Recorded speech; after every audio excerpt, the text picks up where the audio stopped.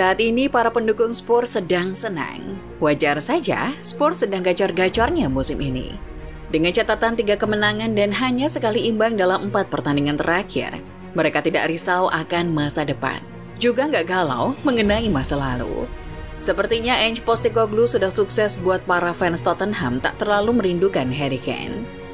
Di pertengahan bulan Agustus kemarin, fans Spurs sempat cemas karena Harry Kane meninggalkan klub ke Bayern Munchen. Kemudian jadi tambah panik setelah tahu pelatih baru mereka tidak membeli striker baru. Tapi setelah 4 pertandingan dimainkan, keyakinan pun muncul. Terakhir mereka baru saja pesta gol saat bertandang ke markas Burnley hari Sabtu kemarin. Di pertandingan itu, Spurs menang telak dengan skor 2-5. Son Heung-min mencetak hat-trick. Kemudian Christian Romero dan James Maddison juga menyumbang gol. Total mereka telah mencetak 11 gol dari 4 pertandingan musim ini. Dengan catatan itu, Spurs mungkin memang kini tidak butuh striker. Menariknya meskipun ditinggal Harry Kane, Spurs masih jadi tim yang sangat tajam. Atau mungkin bahkan lebih tajam dari sebelumnya. Mengingat di musim sebelumnya Spurs mencetak 9 gol di 4 pertandingan pembuka. Sedangkan musim ini mereka telah mencetak 11 gol di 4 laga pembuka. Dan mungkin yang lebih impresif adalah siapa yang mencetak 11 gol tersebut. 11 gol ini tercipta dari 6 pemain berbeda. Son Heung-min mencetak 3 gol, Maddison 2 gol, Christian Romero 2 gol, dan masing-masing 1 gol dari Emerson Royal, Sarr, dan Kulusevski. Tambahan 1 gol tercipta dari gol bunuh diri Lisandro Martinez. Catatan ini jadi sangat penting untuk Tottenham di era pasca Harry Kane. Bomber timnas Inggris itu mencetak 43% dari seluruh gol yang dibuat Spurs di Premier League musim lalu. Itu juga persentase tertinggi dibanding pemain Premier League manapun. Reputasi Spurs sebagai one-man team pun semakin melekat. Kepergian Kane dan kedatangan Postecoglou telah mengubah banyak hal untuk The Lily-Whites, yang pola serangannya hampir hanya mengandalkan 1 orang striker saja. Kini mereka seolah punya wajah baru. Di bawah asuhan Postecoglou tidak hanya gol saja yang dibagi rata, tapi juga pola serangan untuk menghasilkan gol jadi lebih bervariasi. Di antaranya gol Romero yang bermula dari tendangan bola mati lawan Brentford. Lalu ada gol pertama Maddison yang tercipta dari umpan through ball lawan Bournemouth. Juga gol dari finishing jarak dekat Kulusevski lawan Bournemouth. Atau dari serangan balik seperti gol-gol di laga lawan Burnley. Ini Spurs jagonya. Mereka punya Son Heung-min yang sangat cepat dan para bek yang siap memberinya umpan matang. Di pertandingan terakhir mereka yaitu lawan Burnley, Spurs menampilkan sesuatu yang berbeda. Tapi ini mungkin bisa jadi bocoran tentang apa yang diinginkan Postecoglou sebenarnya. Di pertandingan melawan Burnley, Spurs tidak terlalu banyak membawa bola. Mereka mencatatkan 54% penguasaan bola, yang merupakan persentase terendah Spurs dari 3 pertandingan sebelumnya.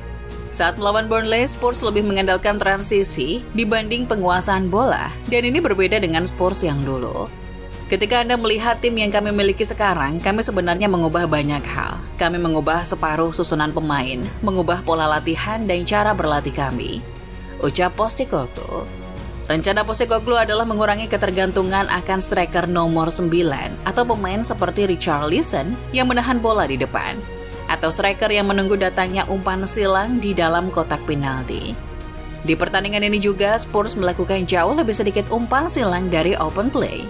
Mereka hanya melakukan 4 umpan silang sepanjang pertandingan, sangat jauh dibandingkan saat lawan Brentford di game pertama, saat mereka menciptakan 15 umpan silang.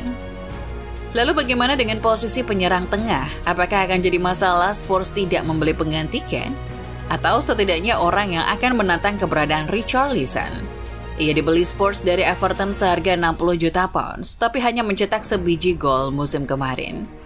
Mungkin saat ini belum butuh untuk cari striker tengah. Spurs masih punya banyak penyerang yang bisa bermain di berbagai posisi. Son Heung-min contohnya, di laga lawan Burnley ia bahkan mengambil posisi striker tengah dan mencetak hat-trick. Di laga lawan Burnley terlihat Postecoglou ingin menjadikan Spurs sebagai tim yang mengandalkan permainan transisi. Jenis pertandingan yang akan dinikmati penandatanganan baru Brennan Johnson. Postecoglou tidak menginginkan striker ujung tombak, ia menginginkan gelandang yang bisa melakukan transisi serangan dengan baik. Johnson bisa jadi ancaman tambahan di lini depan Spurs. Dia adalah pemain muda yang menarik, dia adalah ancaman yang nyata di sisi depan dan berbeda dengan apa yang sudah kami miliki. Johnson sering dimainkan sebagai sayap kanan, itu membuatnya bisa jadi pelapis atau bahkan pengganti Kulusevski yang kaku. Tapi Johnson juga bisa bermain di segala lini tengah. Mulai dari gelandang serang, gelandang tengah, dan sayap kiri. Bahkan juga tak jarang jadi striker. Melihat sejauh ini di atas kertas, Spurs memang sudah punya skuad yang dipenuhi para pencetak gol alami. Sebut saja Son yang pernah jadi top scorer Premier League musim 2021-22, juga catatan 10 gol di Liga musim kemarin. Kemudian ada Richarlison. Pemain Brasil itu memang masih ampas bersama Spurs, tapi ia adalah pencetak gol andal saat masih di Everton. Di musim 2021-22, ia mencetak 10 gol di Liga untuk tim Merseyside. Pemain lain, James Maddison, juga bisa diandalkan untuk urusan mencetak gol. Musim kemarin ia mencetak 10 gol untuk Leicester yang sedang sekarat. Sementara itu, gelandang baru Spurs, Brennan Johnson, musim kemarin mencatat 8 gol di Nottingham Forest. Bukan catatan yang buruk mengingat Forest bukan tim yang menyerang. Spurs bisa belajar dari Arsenal musim lalu. The Gunners juga tidak punya pencetak gol luar biasa, tapi itu malah membangkitkan kerja sama tim. Hasilnya, musim kemarin Arsenal mencetak 88 gol, terbanyak kedua setelah Manchester City yang punya Haaland di skuadnya. Sejauh ini Spurs telah mencetak 11 gol dari 4 pertandingan. Hanya Brighton yang mencetak gol lebih banyak daripada mereka dengan 12 gol. Spurs juga kini menduduki peringkat kedua di bawah Manchester City. Sudah sepatutnya fans Spurs bersenang hati. Tapi pertanyaan yang sebenarnya, tentu saja apakah mereka bisa terus konsisten sampai awal musim? Pertandingan melawan Arsenal dan Liverpool di akhir bulan ini akan jadi petunjuknya.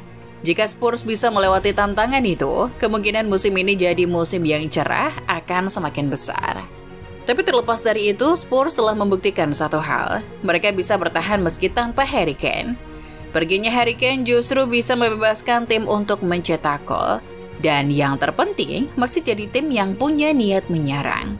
Menahan di bawah tangan dingin Postecoglou, Spurs punya lebih banyak variasi untuk mencetak gol. Seperti yang telah dijelaskan sebelumnya, jika mereka bisa mempertahankan ini, Spurs akan terlihat lebih baik.